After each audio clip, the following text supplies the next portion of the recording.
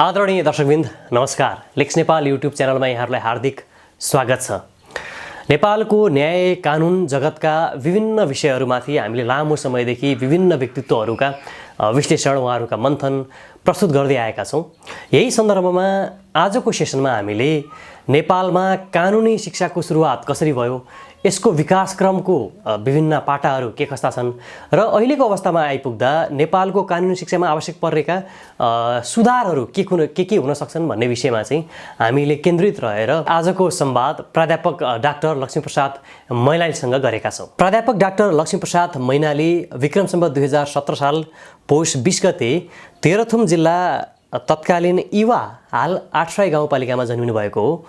कानुनको प्राणपत्र र स्नातक तह उहाँले महेन्द्र बहुमुखी क्याम्पस राजविराजबाट गर्नुभएको थियो। कानुन स्नातकोत्तर अर्थात् एलएलएम उहाँले नेपाल ल क्याम्पसबाट गर्नुभयो। कानुनमा विद्यावारिधि त्रिभुवन विश्वविद्यालय कानुन संकायबाट उहाँले गर्नुभएको हो। नेपालमा बाल न्याय प्रणाली सम्बन्धी गरिएको पहिलो पिएचडी उहाँको नै हो। उहाँ अध्यापनको क्षेत्रमा विगत 34 वर्षदेखि संलग्न हुनुहुन्छ। 2045 साल कार्तिक 11 गतेबाट उहाँले नवदुर्गा बहुमुखी क्याम्पस भक्तपुर हुँदै महेन्द्र बहुमुखी क्याम्पस धरान, मेची बहुमुखी क्याम्पस भद्रपुर झापा, नेपाल ल क्याम्पस काठमाडौँ लगायतका क्याम्पसहरूमा अध्यापन गराउनु भएको छ। अध्यापनका साथसाथै विगत 34 वर्षदेखि उहाँ कानुन व्यवसायको क्षेत्रमा पनि संलग्न हुनुहुन्छ र हाल वरिष्ठ अधिवक्ताको रूपमा रहनुभएको छ। हाल नेपाल कानुन आयोगको उपाध्यक्षको रूपमा रहेर आफ्नो भूमिका निर्वाह गरिरहनु भएको छ। डाक्टर मैनाली बाल न्याय प्रणाली लगायत कानुन र न्यायको क्षेत्रमा 5 दर्जनभन्दा बढी अनुसन्धानात्मक लेख, अनुसन्धानात्मक प्रतिवेदन र करिब 1 दर्जन जति अनुसन्धानात्मक पुस्तकको लेखन तथा प्रकाशन गर्नुभएको छ। डाक्टर मैनालीले नेपाल ल क्याम्पसबाट प्रकाशित नेपाल कानुन परिचर्चा अङ्ग्रेजी र नेपाली दुवैको सम्पादन समेत उहाँले गर्नुभएको छ। नेपाल कानुन व्यवसायी परिषदबाट प्रकाशित नेपाल बार काउन्सिल ल जर्नलको प्रकाशन समितिको संयोजक रहेर पनि आफ्नो भूमिका निर्वाह गर्नुभएको छ। सर्वोच्च अदालत बार एसोसिएसन र नेपाल बार एसोसिएसनबाट प्रकाशित सर्वोच्च बार जर्नल र न्यायदूत प्रकाशन र सम्पादन समितिमा रही महत्त्वपूर्ण योगदान डाक्टर मैनालीको रहेको छ। सम्माननीय राष्ट्रपतिज्यूबाट नेपाल विद्याभूषण कबाट उहाँ सम्मानित हुनुभएको छ भने कानुन व्यवसायी क्लब काठमाडौँ र शङ्करलाल केडिया फाउन्डेसनबाट उत्कृष्ट कानुन पुस्तक समेत उहाँले प्राप्त गर्नुभएको छ। नेपाल ल कलेज प्रथम स्थापना दिवस 2079 असार 17 गते नेपाल ल क्याम्पस प्राज्ञिक सम्मानबाट समेत उहाँले सम्मान प्राप्त गर्नुभएको छ। नेपाल ल क्याम्पस स्थापना मिति यकिन गर्न गठित अध्ययन अनुसन्धान समिति 2078 को सदस्य, सँगसँगै अधिवक्ता तहको परीक्षाको पाठ्यक्रम र परीक्षा प्रणाली सुधार सुझाव समिति नेपाल कानुन व्यवसायी परिषद 2078 को समेत सदस्य रहेर आफ्नो भूमिका उहाँले निर्वाह गर्नुभएको छ। त्यसै गरी त्रिभुवन विश्वविद्यालय कानुन केन्द्रीय विभागको प्रमुखको रूपमा उहाँले आफ्नो जिम्मेवार निभाउनु भएको छ भने त्रिवी सिनेटरको रूपमा समेत सक्रिय भूमिका निर्वाह गर्नुभएको छ। विभिन्न सरकारी, गैर सरकारी तथा पेशागत सङ्घ संस्थाबाट अभिनन्दन तथा थुप्रै सम्मान प्राप्त गर्नुभएका डाक्टर मैनालीसँगको कुराकानी प्रस्तुत गर्छौँ आजको यस सेसनमा। डाक्टर मैनालीले हाम्रो पहिलो प्रश्न छ, नेपालमा औपचारिक तथा अनौपचारिक कानुनको शिक्षाको सुरुवात कहिलेदेखि भएको थियो? कानुनी शिक्षाको विकासक्रमलाई हेर्दा मूलभूत रूपमा 2 भागमा बाँड्न सकिन्छ। एउटा कानुनी शिक्षाको अनौपचारिक विकासक्रम र अर्को छ कानुनी शिक्षाको औपचारिक विकासक्रम। कानुनी शिक्षाको अनौपचारिक विकासक्रमलाई हेर्दाखेरि विक्रम सम्वत 1910 सालभन्दा अगाडि अर्थात् मुलुकी ऐन 1910 भन्दा अगाडि नेपालमा कानुन र न्यायको क्षेत्रको पठन पाठन अध्ययन गुरुकुल शिक्षा प्रणालीबाट हुन्थ्यो र अहिलेको जस्तो संस्थागत रूपमा हुँदैन थियो। त्यसले गर्दाखेरि विक्रम सम्वत 1910 को मुलुकी ऐन आउनुभन्दा अगाडिको अवस्थालाई हेर्दाखेरि चाहे किराँतकाल होस्, लिच्छवीकाल होस्, मल्लकाल होस् र 1910 सालभन्दा अगाडिको शाहकाल किन नहोस्, त्यो बेलाको कानुन र न्यायसँग सम्बन्धित जति पनि शिक्षा प्रदान गरिन्थ्यो त्यो अनौपचारिक ढङ्गबाट प्रदान गर्ने काम गरिन्थ्यो।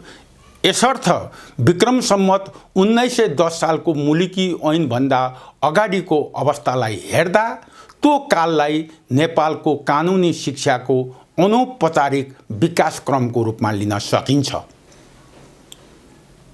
र 1910 साल पछाडिको अवस्थालाई हेर्दा नेपालमा कानुनी शिक्षाको औपचारिक विकासक्रम सुरु भएको देखिन्छ। तथापि 1910 सालको मुलुकी ऐन आएर पनि विक्रम सम्वत 1962 सालमा श्रेष्ठता पाठशालाबाट नेपालमा कानुनी शिक्षाको औपचारिक विकासक्रम सुरु भएको देखिन्छ। र यो क्रमलाई हेर्दाखेरि के भन्न सकिन्छ भने विक्रम सम्वत 1910 सालको मुलुकी ऐन आए पश्चात तत्कालै कानुनी शिक्षाको औपचारिक विकासक्रम सुरु हुनुपर्नेमा त्यसको ठीक 5 दशक पछाडि अर्थात् 52 वर्ष पछाडि विक्रम सम्वत 1962 सालमा नेपालमा कानुनी शिक्षाको औपचारिक पठन पाठन श्रेष्ठता पाठशालाबाट भयो। र श्रेष्ठता पाठशालाको मुख्य उद्देश्य के थियो त भन्ने क्रममा तत्कालीन अड्डा खानामा काम गर्ने दक्ष कारिन्दा उत्पादन गर्नु र घरायसी कानुनी लेखपढ गर्न जान्ने दक्ष जनशक्ति उत्पादन गर्नु थियो। र यो श्रेष्ठता पाठशालामा मूलभूत रूपमा 3वटा विषय समावेश गरिएका थिए। एउटा गणित विषय, अर्को ऐन श्रेष्ठता र अक्षर लेखन, र पछि आएर यसमा अर्को विषय थप गरेर 4वटा विषय समावेश गरियो। र यसमा त्यो श्रेष्ठता पाठशालाको परीक्षा लिने क्रममा जाँच पास अड्डा स्थापना गरिएको थियो। जाँच पास अड्डाले त्यो श्रेष्ठता पाठशालाबाट लिएको परीक्षा पास गर्ने विद्यार्थीहरूलाई प्रमाणपत्र दिने व्यवस्था गरेको थियो। प्रमाणपत्र लिइसकेपछि कानुनी क्षेत्रमा अड्डा खानामा काम गर्ने दक्ष जनशक्ति र घरायसी कानुनी लेखपढ गर्न सक्ने दक्ष जनशक्ति उत्पादन हुँदै आएका थिए। यस अर्थमा हामी भन्न सक्छौँ कि नेपालमा कानुनी शिक्षाको औपचारिक विकासक्रम विक्रम सम्वत 1962 सालमा स्थापना भएको श्रेष्ठता पाठशालाबाटै भएको थियो। अब नेपालमा यो कानुनी शिक्षाको औपचारिक विकासक्रम कानुनी श्रेष्ठता पाठशालाको स्थापना भइसकेपछि भए पनि विश्वविद्यालय स्तरबाट चाहिँ नेपालमा कानुनको पढाइको सुरुवातलाई हामीले कहिलेबाट भएको मान्न सकिन्छ? अब यहाँले जुन कुरा राख्नुभयो यो क्रमलाई हेर्दाखेरि अलिकति यसको अगाडिको पृष्ठभूमिलाई पनि जानुपर्छ। औपचारिक कानुनी शिक्षालाई पनि 2 भागमा बाँडिएको छ। एउटा विद्यालय स्तरको औपचारिक कानुनी शिक्षा र अर्को विश्वविद्यालय स्तरको कानुनी शिक्षा। विद्यालय स्तरको कानुनी शिक्षालाई हेर्दाखेरि विक्रम सम्वत 1990 सालमा नेपालमा एसएलसी बोर्डको स्थापना भयो र एसएलसी परीक्षा लिने, एसएलसीको परीक्षा सञ्चालन गर्ने अनि पास हुने विद्यार्थीहरूलाई चाहिँ त्यसको प्रमाणपत्र दिने सन्दर्भमा चाहिँ 1990 सालमा स्थापना भएको एसएलसी बोर्डबाट सुरु भयो। र एसएलसी बोर्डको सुरुवात भइसकेपछि नेपालमा त्यतिखेर के रह्यो भन्दाखेरि खास गरेर प्राथमिक तहकोमा इच्छाधीन विषयको रूपमा श्रेष्ठता विषय पनि समावेश गरियो र माध्यमिक तहमा श्रेष्ठता विषयको रूपमा माध्यमिक प्रथम क्लासको श्रेष्ठता विषय, माध्यमिक दोस्रो क्लासको श्रेष्ठता विषय, माध्यमिक तेस्रो क्लासको श्रेष्ठता विषय यिनीहरू इच्छाधीन विषयको रूपमा समावेश गरियो। र त्यो इच्छाधीन विषयको रूपमा ऐन श्रेष्ठता पास गरेर आइसकेपछि उसले एसएलसी पास गरिसके पछाडि कानुनी क्षेत्रमा ऊ एउटा औपचारिक रूपमा निम्न स्तरको जनशक्ति तयार भएर चाहिँ उसले काम गर्दथ्यो। यो सन्दर्भलाई हेर्दाखेरि विक्रम सम्वत 1962 देखि 1990 सम्मको स्थितिलाई हेर्दा यो औपचारिक कानुनी शिक्षा हो। तर यो खास गरी के रह्यो भन्दाखेरि पास जाँच अड्डाबाट परीक्षा लिने, प्रमाणपत्र दिने व्यवस्था थियो। तर एसएलसी बोर्डको स्थापना विक्रम सम्वत 1990 मा भइसके पछाडि अब माध्यमिक स्तरमा पनि कानुनी शिक्षाको ऐच्छिक विषयको रूपमा, इच्छाधीन विषयको रूपमा ऐन संस्थालाई पठन पाठन गरिन थालियो र सोही आधारबाट एसएलसी पास गरेका विद्यार्थीलाई प्रमाणपत्रमै इच्छाधीन विषय ऐन संस्था भनेर समावेश गरियो। र अब यो क्रममा विक्रम सम्वत 2007 सालमा नेपालमा एउटा प्रजातान्त्रिक आन्दोलन भयो। आन्दोलनको परिणामस्वरूप नेपालमा प्रजातन्त्र स्थापना गरियो र मुलुकमा एउटा राजनीतिक परिवर्तनको सँगसँगै मुलुकको आर्थिक, सामाजिक, शैक्षिक यी यावत क्षेत्रमा पनि परिवर्तनको आवश्यकता खड्किएको थियो। यसै सन्दर्भलाई हेर्दाखेरि अब नेपालमा विश्वविद्यालय स्तरको शिक्षाको आवश्यक छ। त्यसमा पनि कानुनी शिक्षा चाहिँ महत्त्वपूर्ण हो भन्ने कुरालाई चाहिँ मुख्य रूपमा ध्यान दिएको थियो। यसै सन्दर्भलाई हेर्दाखेरि विक्रम सम्वत 2011 सालभन्दा अगाडि अर्थात् विक्रम सम्वत 2008 सालदेखि के गरियो भन्दाखेरि नेपालमा विश्वविद्यालय स्तरको कानुनी शिक्षाको पठन पाठन सुरु गर्ने, सञ्चालन गर्ने, परीक्षा लिने, सोही अनुसारको जनशक्ति तयार गर्ने एक किसिमका प्रयासहरू भइरहेका थिए। यसै सन्दर्भमा त्यतिखेरका तत्कालीन कानुन सचिव तिलक शमशेर थापा हुनुहुन्थ्यो। तिलक शमशेर थापाको चाहिँ एउटा यो कानुनी विश्वविद्यालय स्तरीय कानुनी शिक्षाको पठन पाठन सुरु गर्ने क्रममा जुन किसिमको सकारात्मक दृष्टिकोण हुनुपर्थ्यो त्यो भने पाइएन। किनभने कानुन पढिसकेपछि मान्छे बाठा हुन्छन्, बाठा भइसकेपछि मुलुकको शासन व्यवस्थामा उनीहरूले चाहिँ त्यहाँ हस्तक्षेप गर्ने यो स्थिति आउँछ। त्यसकारण नागरिकहरूलाई चाहिँ, जनताहरूलाई चाहिँ कानुनी शिक्षा दिएर बाठो बनाउनु हुँदैन, चलाक बनाउनु हुँदैन भन्ने त्यो किसिमको साइकोलोजी थियो। त्यसले गर्दाखेरि विश्वविद्यालय स्तरमा कानुनी शिक्षा दिने क्रममा तत्कालीन कानुन मन्त्रालयका सचिवको सकारात्मक सोच भएको थिएन। तथापि तत्कालीन युवराज महेन्द्र, तत्कालीन शिक्षा मन्त्री दिल्ली रमण रेग्मी लगायतको चाहिँ कानुनी शिक्षा विश्वविद्यालय स्तर कानुनी शिक्षाको सन्दर्भमा उहाँहरूको सकारात्मक सोच अगाडि बढ्यो।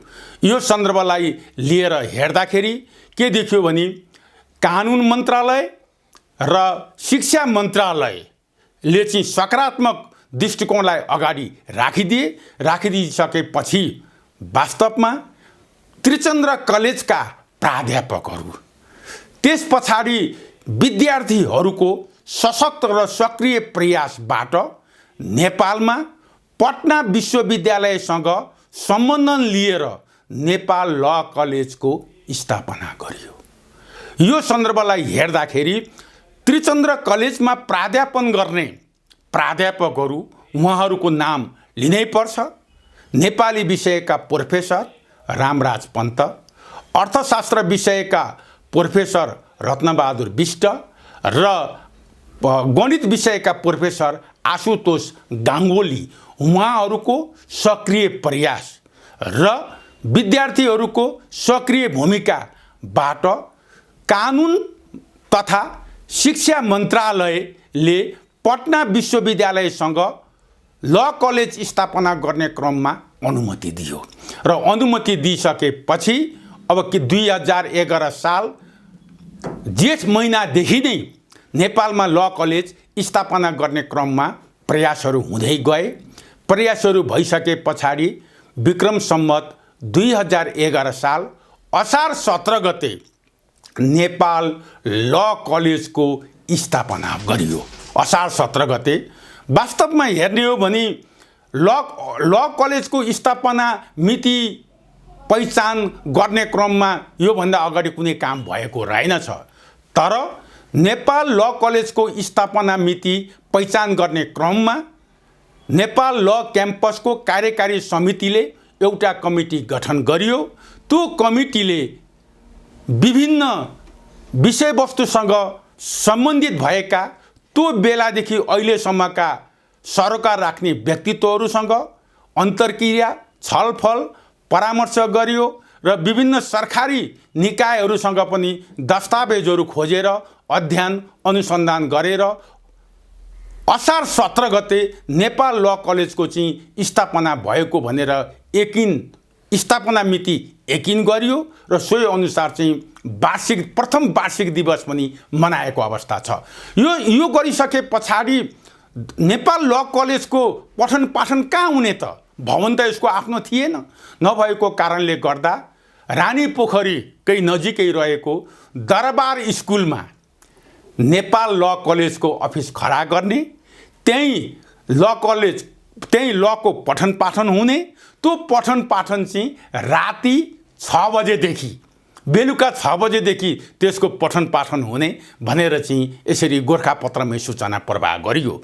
त्यो सूचना प्रवाह गरेको हेर्दाखेरि 2011 साल श्रावण 1 गते, 4 गते, 8 गते र 15 गतेको गोरखापत्रले कानुनमा बिएल अथवा कानुन स्नातक अध्ययन गर्न चाहनेहरूका लागि कुनै विषयमा स्नातक गरेकाहरूले दरखास्त पेश गर्न सक्नेछन् भनेर ती गोरखापत्रमा त्यो सूचना प्रवाहित भयो। र त्यस पछाडि साउन 24 गते के भयो भन्दाखेरि चाहिँ फेरि गोरखापत्रमा अर्को एउटा सूचना प्रकाशित भयो। त्यो सूचना प्रकाशित हुँदाखेरि त्यहाँ के कुरा उल्लेख गरियो भने साउन 25 गतेदेखि दरबार स्कुलमा अफिस रहेको नेपाल ल कलेजमा बेलुका 6 बजेदेखि पठन पाठन सुरु हुने, भर्ना प्रक्रिया सुरु भएको छ, फी तिरेर भर्ना हुनु होला भनेर 24 गतेको गोरखापत्रले साउन 24 गतेको गोरखापत्रले साउन 25 गतेदेखि पठन पाठन हुने भनेर सूचना प्रवाह गर्यो। त्यस पछाडि विद्यार्थीहरू भर्ना प्रक्रिया हुँदै गयो। 2011 साल कार्तिक 5 गते नेपाल ल कलेजको औपचारिक रूपमा विधिवत रूपमा उद्घाटन भयो। त्यो उद्घाटन समारोहमा प्रमुख अतिथिको रूपमा तत्कालीन शिक्षा मन्त्री डिल्ली रमण रेग्मीलाई बोलाइएको थियो र त्यसको प्राचार्यको रूपमा प्रोफेसर रामराज पन्त हुनुहुन्थ्यो र त्यो उद्घाटन समारोहमा प्रोफेसर रामराज पन्तले कार्यक्रम सञ्चालनकै दौरानमा के कुरा भन्नुभयो भने वास्तवमा 25 जना विद्यार्थीबाट सुरु भएको यो कलेजको विद्यार्थी सङ्ख्या अहिले 72 पुगेको छ।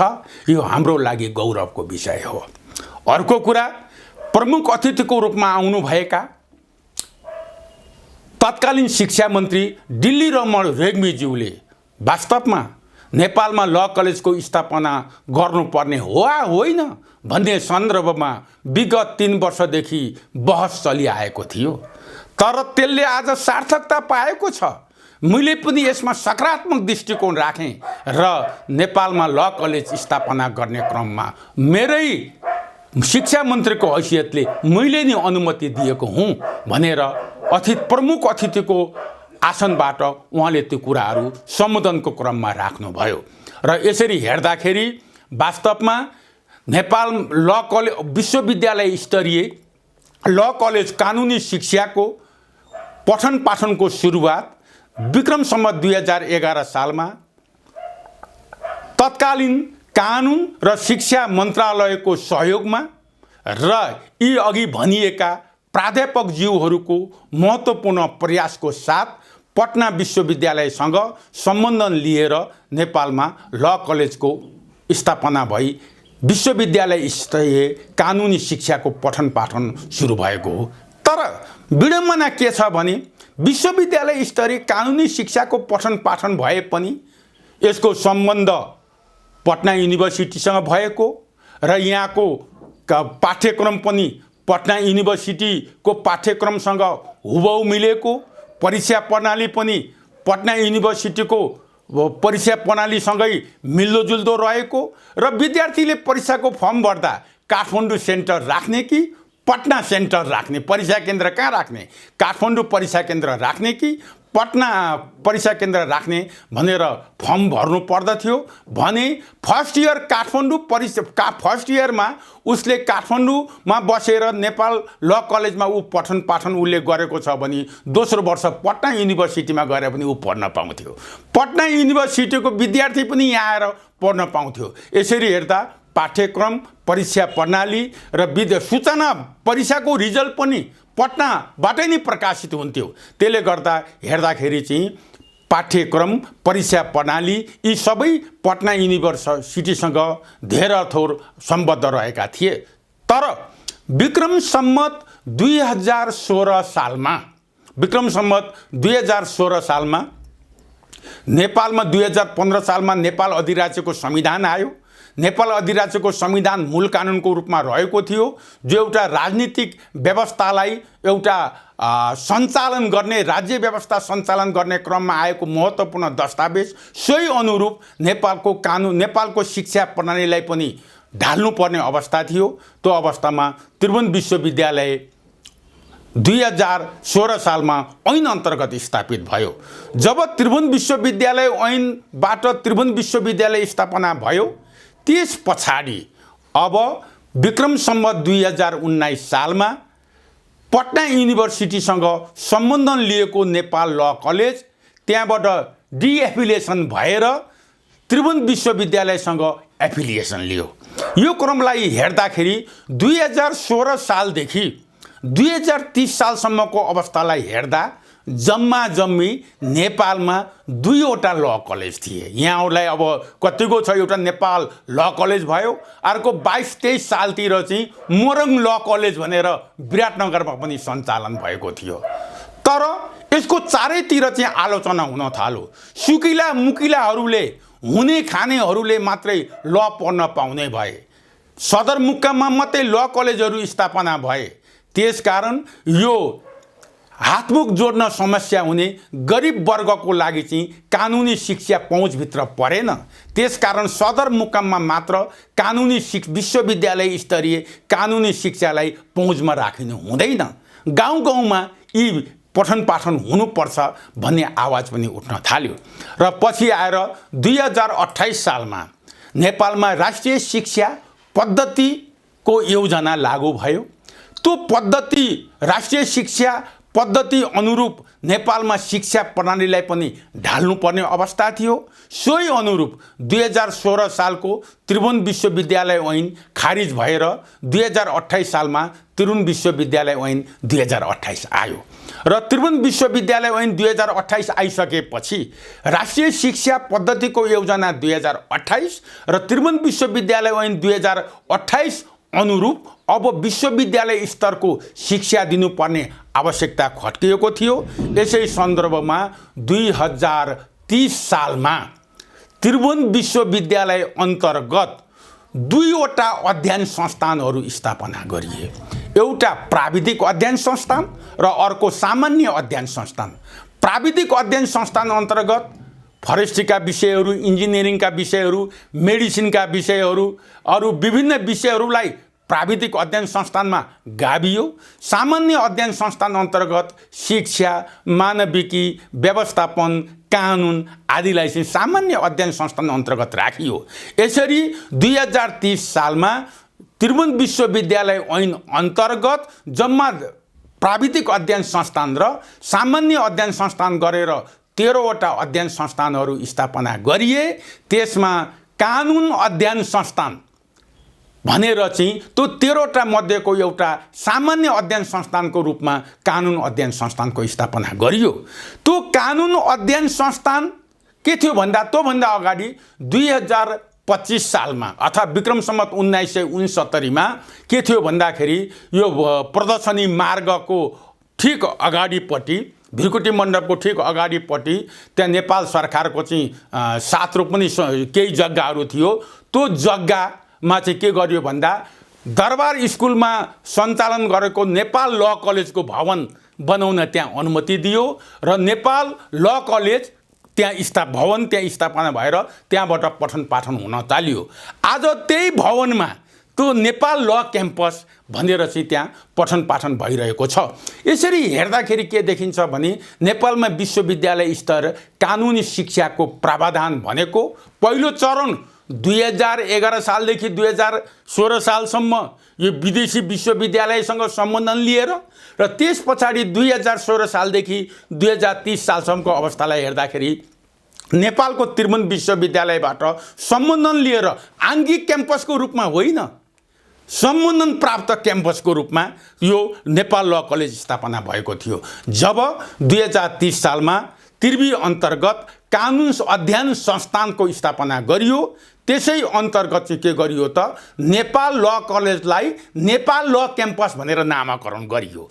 यसरी हेर्दाखेरि त्यो अध्ययन संस्थान अन्तर्गत दुईवटा कार्यक्रम ल्याइयो। यही पहिलो कार्यक्रम भनेको एसएलसी पास गरेपछि 4 सेमिस्टर अथवा 2 वर्ष कानुनमा प्रमाणपत्र त त्यस पछाडि कानुनको प्रमाणपत्र त पास गरिसकेपछि 6 सेमिस्टर अथवा 3 वर्षे डिप्लोमा इन ल यो कार्यक्रम ल्याइयो भने अर्को कार्यक्रम पनि सँगसँगै ल्याइयो, कुनै विषयमा स्नातक गरिसकेकाहरूको लागि बिएल कार्यक्रम पनि ल्याइएको थियो। यसरी त्यो अवस्थामा तीनवटा कार्यक्रम चाहिँ कानुन अध्ययन संस्थान अन्तर्गत नेपाल ल कलेजमा पठन पाठन भइसकेको थियो र त्यस पछाडि बहुमुखी क्याम्पसमा पनि कानुन अध्ययन संस्थानले चाहिँ कानुनका कार्यक्रमहरू स्वीकृत गर्यो। यो क्रमलाई नामै लिनुपर्छ।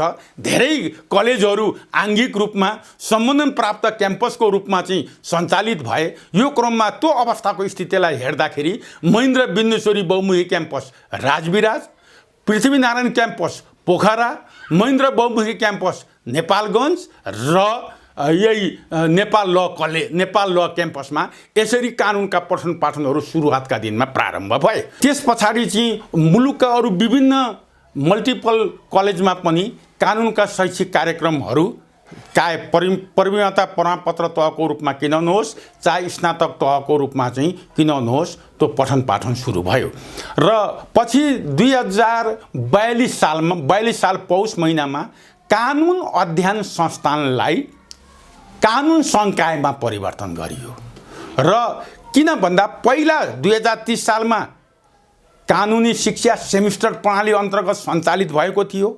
पछि 2038 सालमा सेमिस्टर प्रणालीलाई हटाएर वार्षिक प्रणाली ल्याइयो। त्यही वार्षिक प्रणाली अनुकूलन हुने गरी अध्ययन संस्थानको ठाउँमा चाहिँ कानुन संकाय ल्याइयो र पछि आएर चाहिँ 2046-47 सालमा मुलुकमा राजनीतिक परिवर्तन भयो। राजनीतिक परिवर्तनको सँगसँगै मुलुकको शिक्षा प्रणालीमा पनि आमूल परिवर्तन आवश्यक थियो र कानुनी शिक्षालाई अन्तर्राष्ट्रिय कानुनी शिक्षासँग चाहिँ तुलना गर्न योग्य बनाउनु पर्ने र सो अनुकूलन हुने गरी कानुनी जनशक्ति पनि तयार गर्नुपर्ने आवश्यकता खड्किएको थियो। यसै अवस्थामा नेपाल सरकारले उच्च स्तरीय राष्ट्रिय शिक्षा आयोग गठन गर्यो। उच्च स्तरीय राष्ट्रिय शिक्षा आयोगले के गर्यो, तत्कालीन अन्तरिम कालका प्रधानमन्त्री कृष्ण प्रसाद भट्टराईज्यूलाई चाहिँ त्यो आफ्नो प्रतिवेदन पेश गर्यो। उच्च स्तरीय राष्ट्रिय शिक्षा आयोगको प्रतिवेदन पेश गर्यो र त्यो प्रतिवेदनमा के भन्यो भन्दा अब नेपालमा कानुनको परिवीणता प्रमाणपत्र त खारिज गर्ने र कुनै विषयमा स्नातक गरिसके पछाडि मात्र कानुनमा स्नातक तहको पठन पाठन सुरु हुने र कानुनमा अहिलेसम्म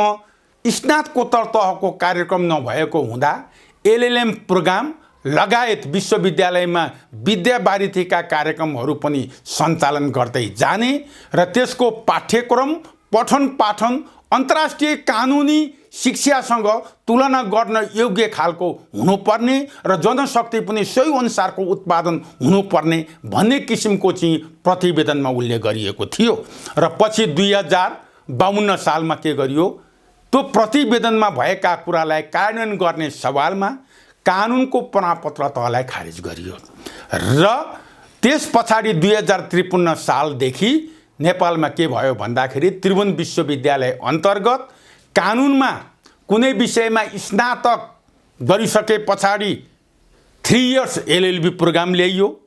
त्यस पछाडि 2 वर्षे एलएलएम प्रोग्राम कानुनमा स्नातकोत्तर कार्यक्रम ल्याइयो र 2054-55 सालबाट कानुन त्रिभुवन विश्वविद्यालय अन्तर्गत कानुनमा विद्यावारिधि कार्यक्रम पनि सञ्चालन गरियो र अहिले त्यो 2053 सालदेखि अहिलेसम्मको अवस्थालाई हेर्दाखेरि कानुनी शिक्षामा विशिष्टीकृत विषयगत विज्ञको अथवा विद्यावारिधि प्राप्त गर्ने कानुनी जनशक्तिलाई हेर्ने हो भने करिब 50 नागिसकेको अवस्था छ र यो क्रमलाई हेर्दा एलएलएम गर्ने हाम्रा जनशक्तिहरू, बीएलएलबी गर्ने हाम्रा जनशक्तिहरू, एलएलबी गर्ने हाम्रा जनशक्तिहरू नेपाल सरकारका कार्यपालिका व्यवस्था, नेपाल राज्यका कार्यपालिका, व्यवस्थापिका, न्यायपालिका यी तीनटै निकायहरूमा चाहिँ नेतृत्वसहित बसेका छन् भने लिगल प्रोफेसनमा,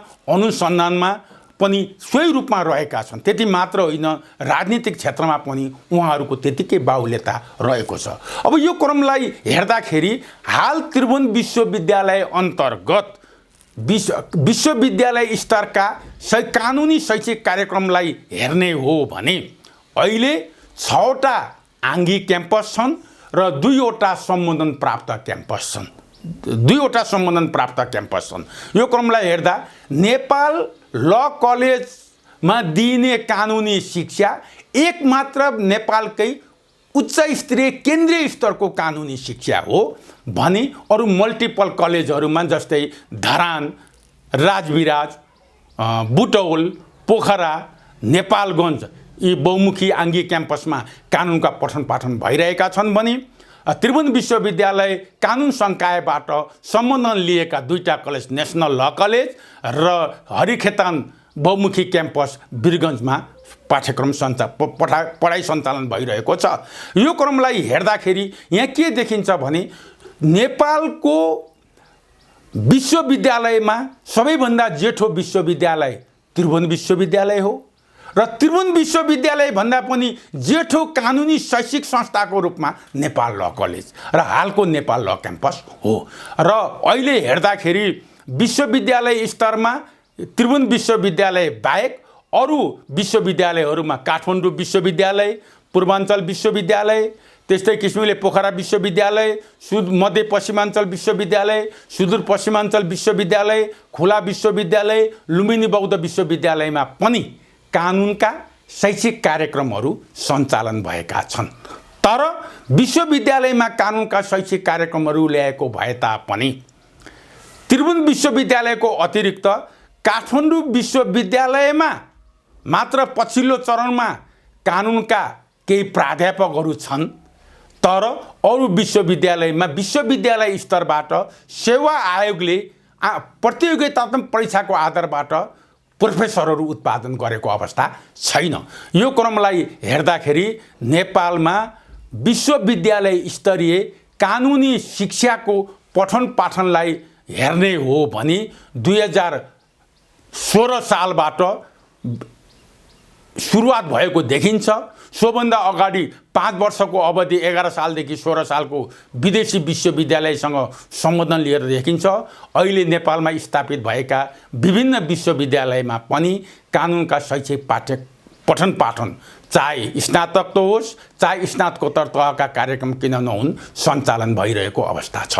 अब कन्क्लुजनमा अब हामी करिब अन्त्यतिर पनि छौँ।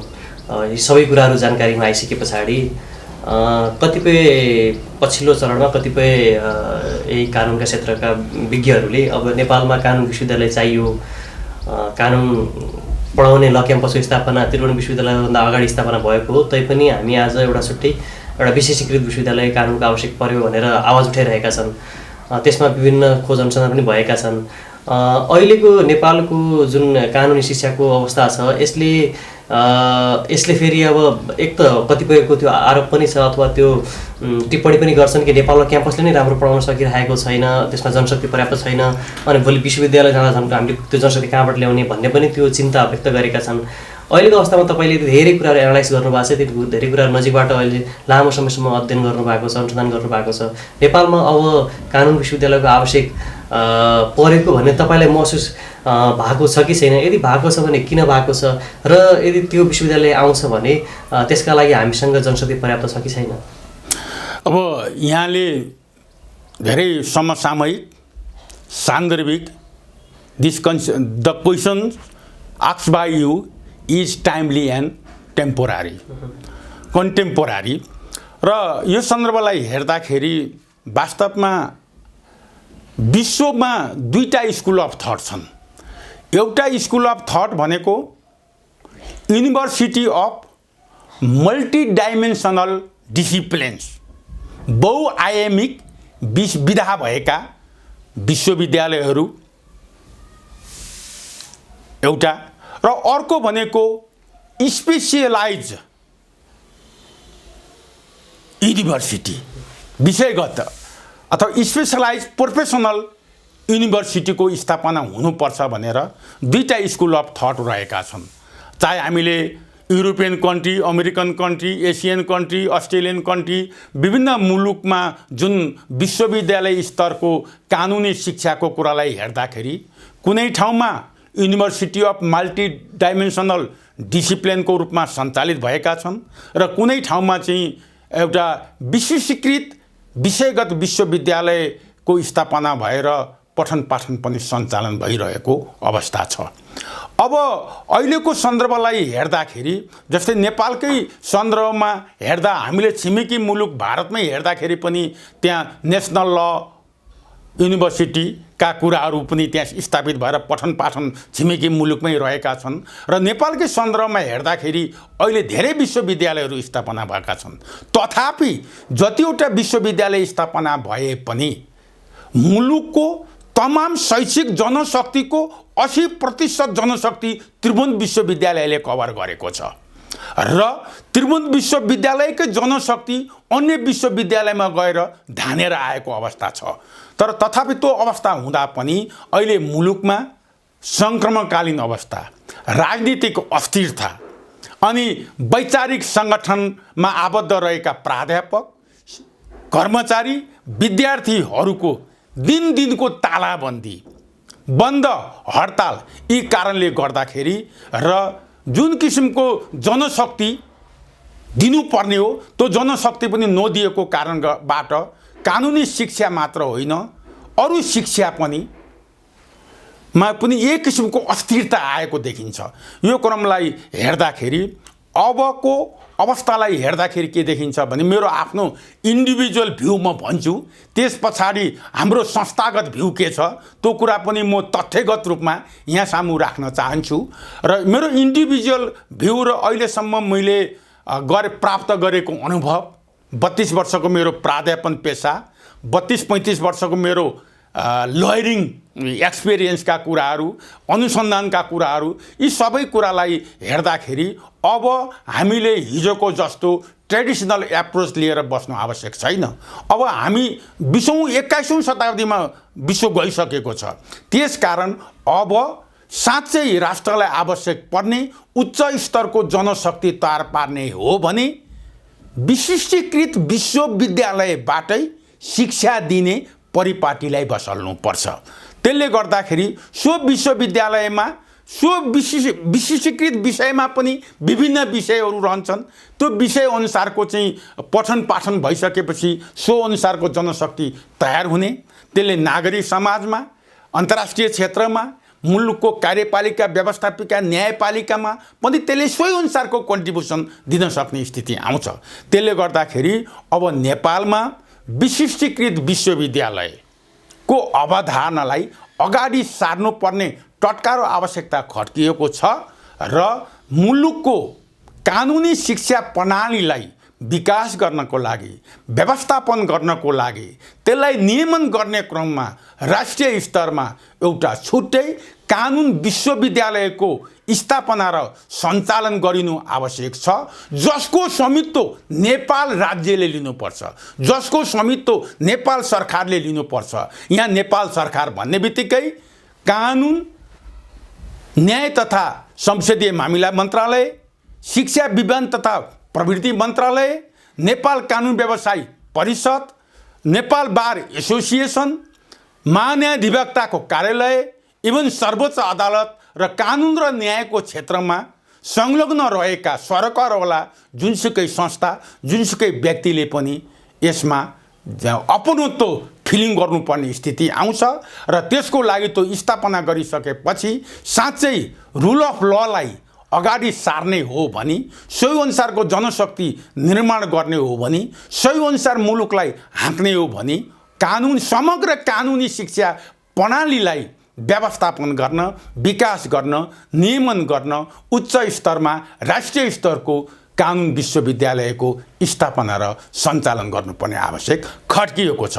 यो सन्दर्भलाई हेर्दाखेरि मैले मेरो यो दृष्टिकोण भयो पनि यो दृष्टिकोणलाई पुष्टि गर्ने केही लिगल डकुमेन्टहरू पनि छन्। ती लिगल डकुमेन्टको कुरालाई अथवा अरू एजुकेसनल डकुमेन्टहरू, लिगल डकुमेन्टहरू, नेसनल डकुमेन्टहरू छन्। त्यो क्रमलाई हेर्दाखेरि 2075 सालमा आएको उच्च स्तरको राष्ट्रिय शिक्षा आयोगको प्रतिवेदन, ती प्रतिवेदनमा के छन् म अहिले भन्छु। 2075 सालमा आएको उच्च स्तरीय राष्ट्रिय शिक्षा आयोगको प्रतिवेदन, त्यस पछाडि नेपाल सरकार राष्ट्रिय योजना आयोगको पञ्चवर्षीय योजना, त्यस पछाडि चाहिँ स्वयं त्रिभुवन विश्वविद्यालयका उपकुलपतिज्यूले गठन गरेको विश्वविद्यालय कानुनी शिक्षा सुधार, पुनरावलोकन र परिमार्जनको लागि सुझाव पेश गर्न गठन भएको समितिले दिएको प्रतिवेदन, त्यस पछाडि नेपाल कानुन व्यवसायी परिषदबाट तयार गरिएको प्रथम पञ्चवर्षीय रणनीतिक योजना र त्यति मात्र होइन, सम्मानित सर्वोच्च अदालतमा नेपालको कानुनी शिक्षामा देखिएको अस्थिरतालाई कसरी स्थिर रूपमा ल्याउने भन्ने क्रममा नेपाल दायर गरिएको रिटमा अधिवक्ता यज्ञमणि न्यौपाने विरुद्ध त्रिभुवन विश्वविद्यालय समेतको मुद्दामा सम्मानित सर्वोच्च अदालतबाट पनि विशिष्टीकृत कानुनी शिक्षा दिने क्रममा विशिष्टीकृत कानुनी शिक्षा संस्थाको स्थापना गरिनु आवश्यकता छ भन्ने कुरालाई त्यहाँ महसुस गरिएको छ। यसरी हेर्दाखेरि चाहिँ हामी के पाउन सक्छौँ भने, चाहे उच्च स्तरको राष्ट्रिय शिक्षा आयोगको प्रतिवेदन किन नहोस्, चाहे राष्ट्रिय योजना आयोगको 15औं पञ्चवर्षीय योजना किन नहोस्, चाहे नेपाल कानुन व्यवसायी परिषदको चाहिँ प्रथम पञ्चवर्षीय रणनीतिक योजना किन नहोस्, चाहे त्रिभुवन विश्वविद्यालय स्वयंले गठन गरिएको कमिटीले दिएको प्रतिवेदन किन नहोस्, चाहे सम्मानित अदालतबाट कानुनी शिक्षाको संरक्षण, सम्वर्धन र विकास गर्ने क्रममा स्थापित नजिरको कुरा नै किन नहोस्, यी सबै कुरालाई हेर्दाखेरि नेपालमा कानुनी शिक्षालाई व्यवस्थित गर्ने क्रममा अब पृथक विश्वविद्यालयको आवश्यक छ भन्ने कुरा खड्किएको छ।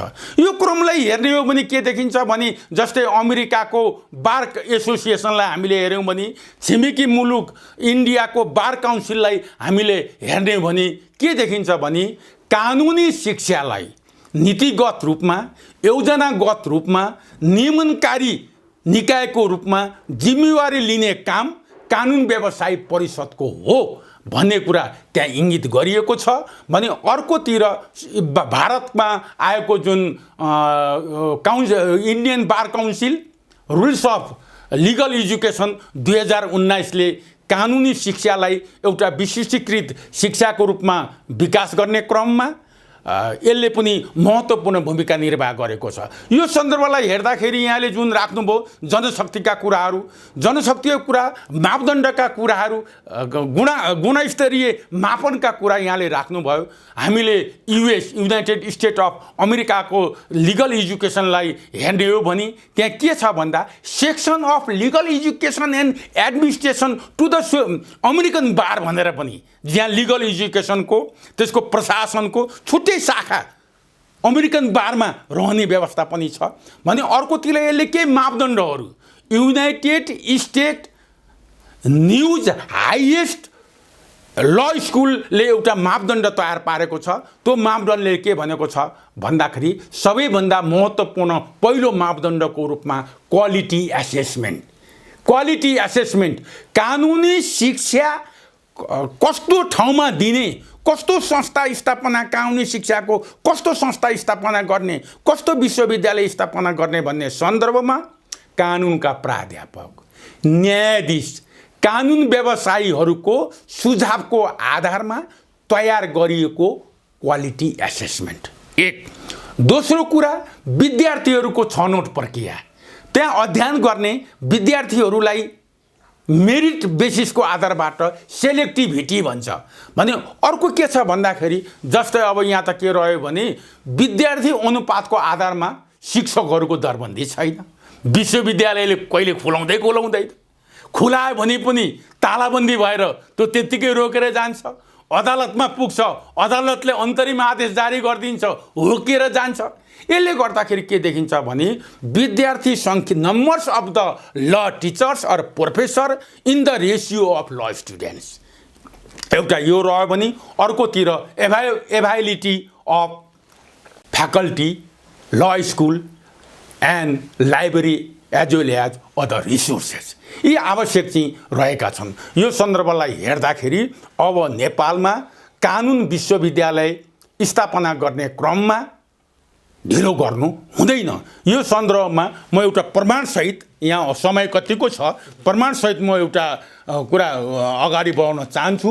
यो सन्दर्भमा यो खास गरेर धेरै अध्ययन अनुसन्धान गरेर नेपाल ल क्याम्पस स्थापना दिवस विशेषाङ्क 2079 नेपाल कानुन परिचर्चा भनेर आएको छ।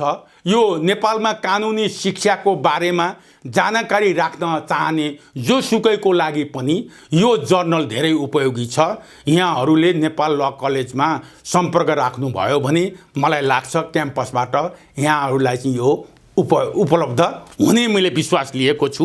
र यसमा यो कानुनी शिक्षाको सन्दर्भलाई हेर्दाखेरि यहाँ के देखिएको छ भन्दाखेरि कानुनी शिक्षा सम्बन्धी छुट्टै अनुसन्धानात्मक लेखहरू लेखिएका छन् र यी लेखहरूले पनि कानुन विश्वविद्यालयको आवश्यकता र औचित्यलाई औँल्याएको छ। र पहिलो लेखको रूपमा कानुनी शिक्षाको विशिष्टीकृत मातृ शिक्षण संस्थाको रूपमा नेपाल ल क्याम्पस भनेर स्वयं मैले आफै यो एउटा धेरै गहिरो अनुसन्धान गरेर तथ्य र प्रमाणको आधारबाट यो लेख लेखेको छु। र यसमा के कुरा उल्लेख गरिएको छ भन्दाखेरि कानुन विश्वविद्यालयको स्थापना र सञ्चालन गर्ने सन्दर्भमा हालसम्म के कस्ता प्रयासहरू भएका, what are the efforts for the establishment of separate law university in नेपालको सन्दर्भलाई हेर्ने हो भने उच्च स्तरीय राष्ट्रिय शिक्षा आयोगको प्रतिवेदन अघि मैले भनिसकेँ। तर यसमा के कुरा उल्लेख भएको छ त यो कुरालाई हेर्दाखेरि यसमा के भन्छ भन्दाखेरि विश्वविद्यालयलाई अनुसन्धान केन्द्रित बनाउने, सन् 2030 सम्ममा विश्व स्तरीय विश्वविद्यालय बनाउने पहिलो मुद्दा छ। दोस्रो, नेपालको उच्च शिक्षाको एक प्रमुख मुद्दा समस्या र चुनौती विश्वविद्यालय विश्व स्तरीय शैक्षिक संस्थाको रूपमा विकास गर्न उत्कृष्ट केन्द्र सेन्टर अफ एक्सिलेन्सको विकास गर्ने, त्यो त विशिष्टीकृत विश्वविद्यालयबाटै सम्भव छ। हाल सञ्चालित विश्वविद्यालयलाई विशिष्टीकृत हुन, हाल सञ्चालनमा रहेका विश्वविद्यालयलाई विशिष्टीकृत हुन स्थान विशेष, विषय विशेष, सर्वोत्कृष्टताको आधारमा मौका दिने र सोही अनुसार सरकारले लगानी गर्ने। हेर्नुहोस् त, स्थापित भएका विश्वविद्यालयलाई पनि विशिष्टीकृत हुनको लागि यो प्रतिवेदनले व्यवस्था गरेको छ। के को आधारमा? स्थानको आधारमा, विषयको आधारमा, सर्वोत्कृष्टको आधारमा विशिष्टीकृत हुनको लागि मौका दिने र उनीहरू त्यो मौकामा आए भने त्यसको लगानी नेपाल सरकारले गर्ने।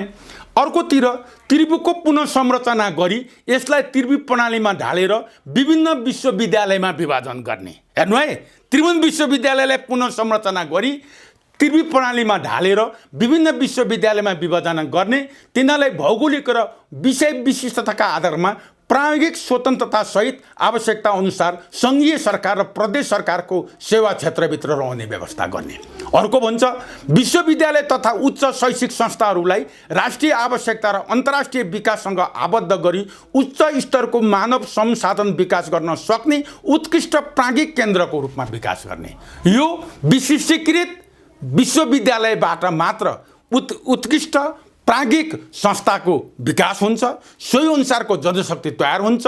यो क्रममा नेपाल सरकारले मन्त्री परिषदको निर्णय अनुसार गठन गरिएको उच्च स्तरीय राष्ट्रिय शिक्षा आयोगले आफूले दिएको प्रतिवेदनमा पनि यी कुरा उल्लेख गरेको छ।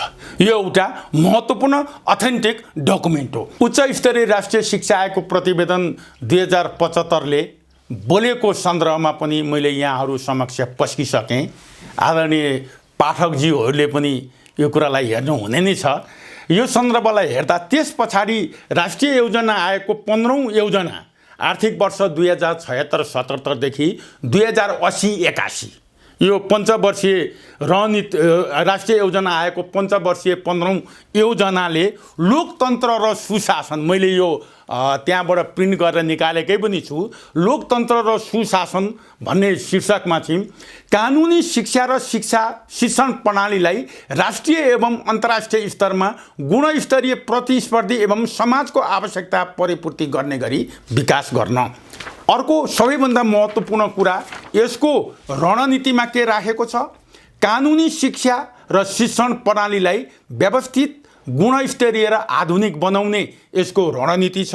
र कार्यनीतिमा के छ भन्दा कानुनी शिक्षा र यससँग सम्बन्धित शिक्षण संस्थालाई गुणस्तरीय, प्रतिस्पर्धी र समाजको आवश्यकता परिपूर्ति गर्ने गरी कानुनी शिक्षा प्रणालीको विकास, व्यवस्थापन, नियमन गर्न राष्ट्रिय स्तरमा एक कानुन विश्वविद्यालयको स्थापना एवं सञ्चालन गरिनेछ। यी स्पष्ट बोलेको छ। हेर्नुहोस् भने अर्कोतिर कानुनी शिक्षालाई आधुनिकीकरणसँगै विधागत रूपमा विशिष्टीकृत गर्दै व्यावसायिक र आकर्षित बनाइनेछ। विधागत रूपमा। अनि अर्को कानुनी शिक्षा र शिक्षण प्रणालीलाई प्रविधियुक्त बनाई नागरिक शिक्षासँग जोडिनेछ। समाजको आवश्यकता परिपूर्ति गर्न कानुनी शिक्षालाई नागरिक शिक्षासँग जोड्न विषयगत, विधागत, विशिष्टीकृत कानुनी शिक्षण संस्थाको स्थापना र सञ्चालन गरिनु टटका र आवश्यकता छ भनेर राष्ट्रिय योजना आयोगको 15औं योजनाले पनि यो कुरा बोलेको देखिन्छ। अब अर्को सन्दर्भलाई हेर्दाखेरि मूलभूत रूपमा के देखिन्छ भन्दाखेरि यो अर्को कुरालाई हेर्दा विश्वविद्यालयको कानुनी सुधार, परिमार्जन र पुनरावलोकन गर्ने सन्दर्भमा सुझाव दिनको लागि एउटा कार्यदल गठन भएको थियो। त्यो कार्यदल कसले गठन गरेको? स्वयं त्रिभुवन विश्वविद्यालयले। त्रिभुवन विश्वविद्यालयका उपकुलपतिज्यूले यो कार्यदल समिति गठन गर्नुभएको छ। यो समितिको कुरालाई हेर्ने हो भने जस्तै विश्वविद्यालयको कानुनी शिक्षा, मैले यहाँहरू समक्ष यो राखेँ, विश्वविद्यालयको कानुनी शिक्षा सुधार र पुनरावलोकन सम्बन्धी प्रतिवेदन 2077 र यो प्रतिवेदन असार 2077मा प्रस्तुत गरिएको छ। यसमा कानुनी शिक्षाको सुधार, पुनरावलोकन र परिमार्जनको लागि राय सुझाव पेश गर्न गठित समिति 2076 साल माघ 7 गते यो समिति गठन भएको थियो। यो समितिले 2077 साल असार 4 गते त्रिभुवन विश्वविद्यालयका उपकुलपतिज्यूलाई यो प्रतिवेदन पेश गरेको छ। अब यो सन्दर्भलाई हेर्दाखेरि यो प्रतिवेदनमा को हुनुहुन्थ्यो त? त्रिभुवन विश्वविद्यालय कानुन संकायका प्राध्यापक पुनमन साक्यज्यूको संयोजकत्वमा, त्यसमा कानुन तथा न्याय संसदीय मामिला मन्त्रालयका सचिव, मैले नाम भनिनँ, नेपाल कानुन आयोगका सचिव, नेपाल बार एसोसिएसनका अध्यक्ष, सर्वोच्च अदालत बार एसोसिएसनका अध्यक्ष, महान्यायाधिवक्ता कार्यालयका सह रजिस्ट्रार, सर्वोच्च अदालतका सह रजिस्ट्रार, शिक्षा विज्ञान तथा प्रविधि मन्त्रालयका सहसचिव र नेपाल कानुन व्यवसाय परिषदका सदस्य सचिव रहने गरी यो 9 सदस्यीय समिति रहेको थियो। यो समितिलाई हेर्ने हो भने विश्वविद्यालयको यहाँ प्रतिनिधित्व छ, सर्वोच्च अदालतको प्रतिनिधित्व छ, शिक्षा मन्त्रालयको प्रतिनिधित्व छ, कानुन मन्त्रालयको प्रतिनिधित्व छ, नेपाल कानुन आयोगको प्रतिनिधित्व छ, बार एसोसिएसन, सर्वोच्च अदालत बार एसोसिएसन, नेपाल बार एसोसिएसन, कानुन व्यवसाय परिषद, सबैको यहाँ प्रतिनिधित्व रहेको छ। यो समितिले दिएको प्रतिवेदनलाई हेर्ने हो भने यसले के गर्यो? विभिन्न सरकारवाला निकाय, संस्था र व्यक्तिहरूसँग यसले छलफल, गोष्ठी, अन्तर्क्रिया, परामर्श कार्यक्रमलाई अगाडि बढायो र समग्रले दिएको राय परामर्श सुझाव र छलफलमा खारिएर निस्केका निचोटहरूलाई आधार मानेर यसले आफ्नो प्रतिवेदन दिएको छ र यो प्रतिवेदनले के कुरालाई इङ्गित गरेको छ भन्दाखेरि समग्र कानुनी शिक्षाको सन्दर्भमा एउटा सुझाव दिएको छ। यो प्रतिवेदनले मुलुक सङ्घीयतामा गएपछि कानुन व्यवसायको माग अत्याधिक बढेको सन्दर्भमा नेपाल सरकारले चिकित्सा शास्त्र तथा इन्जिनियरिङ विषयलाई जस्तै कानुनी विषयलाई पनि महत्त्वका साथ ध्यान दिन स्रोत साधनको व्यवस्था गर्न जरुरी छ। यहाँले जुन कुरा उठाउनु भयो नि, स्रोत साधनको कुरा, आवश्यक जनशक्तिको कुरा, यो दायित्व कसको हो? स्टेटको हो। त्यसले गर्दाखेरि यो कुरा पनि यो प्रतिवेदनले उल्लेख गरेको छ र यसको मतलब के रह्यो भन्दाखेरि कानुन विषय पनि एउटा प्राविधिक विषय हो है, कानुन विषय पनि एउटा व्यावसायिक पेशागत विषय हो है, कानुन विषय एउटा व्यावहारिक विषय हो। त्यसकारण विधागत रूपमा विश्वविद्यालय स्तरमा छुट्टै कानुनी शिक्षाको व्यवस्थापन गरेर पठन पाठन र सञ्चालन गरिनुपर्छ भन्ने यसको सार देखिन्छ। अर्को यो प्रतिवेदनले के भन्छ, हरेक प्रदेशमा एक एकवटा विश्वविद्यालय यहाँ यसले चाहिँ आफ्नो नेपाल ल क्याम्पसलाई राष्ट्रिय र नमुना कलेजको रूपमा विकसित गर्न आवश्यक पूर्वाधार र बजेटको व्यवस्था गर्नुपर्ने, त्रिभुवन विश्वविद्यालयका बहुमुखी क्याम्पसमा कानुन विषयको अध्ययन र अध्यापनको कार्य बिस्तारै बन्द गर्दै जाने मल्टिपल कलेजमा भएका, अनि नेपाल कानुन व्यवसाय परिषदले कानुनी शिक्षाको न्यूनतम मापदण्ड तोक्ने र ती मापदण्ड पूरा नगर्ने कलेज र क्याम्पसको ल डिग्रीलाई मान्यता समेत नदिने व्यवस्था गर्न उपयुक्त हुने, त्यस पछाडि नेपाल ल क्याम्पसलाई राष्ट्रिय र नमुना कलेजको रूपमा विकसित गर्न आवश्यक पूर्वाधार र बजेटको व्यवस्था गर्ने भनेर चाहिँ यसरी यसको मकसदलाई हेर्दाखेरि अर्को यसले के भनेको छ, कानुन बेसको बुँदा नम्बर 7 मा कानुन विषयमा एउटा छुट्टै विश्वविद्यालय स्थापना गर्नुपर्ने, त्यसको निमित्त नेपाल सरकारले पहल गर्नुपर्ने, यसको निम्ति छुट्टै कानुन बनाउनु पर्ने, यो छुट्टै किसिमको विश्वविद्यालय हुने र यसको अगुवाई तथा स्वामित्व शिक्षा विज्ञान तथा प्रविधि मन्त्रालय, कानुन न्याय तथा संसदीय मामिला मन्त्रालय, नेपाल कानुन व्यवसाय परिषद तथा नेपाल बार एसोसिएसनले लिन उपयुक्त देखिन्छ भनेर स्वयं त्रिभुवन विश्वविद्यालयबाट गठन गरिएको समितिले दिएको प्रतिवेदनमा समेत यो कुरा उल्लेख गरिएको छ। र अर्को महत्त्वपूर्ण पक्षलाई हेर्ने हो भने मूलभूत रूपमा के देखिन्छ भन्दा नेपाल कानुन व्यवसाय परिषदको प्रथम पञ्चवर्षीय रणनीतिक योजना, नेपाल कानुन व्यवसाय परिषदको प्रथम पञ्चवर्षीय रणनीतिक योजना, यो योजनाको पेज नम्बर 17 मा के भन्छ, इन्जिनियरिङ चिकित्सा लगायतका पेशा झैँ कानुन व्यवसायमा पनि विशिष्टीकरण हुनु आवश्यक छ।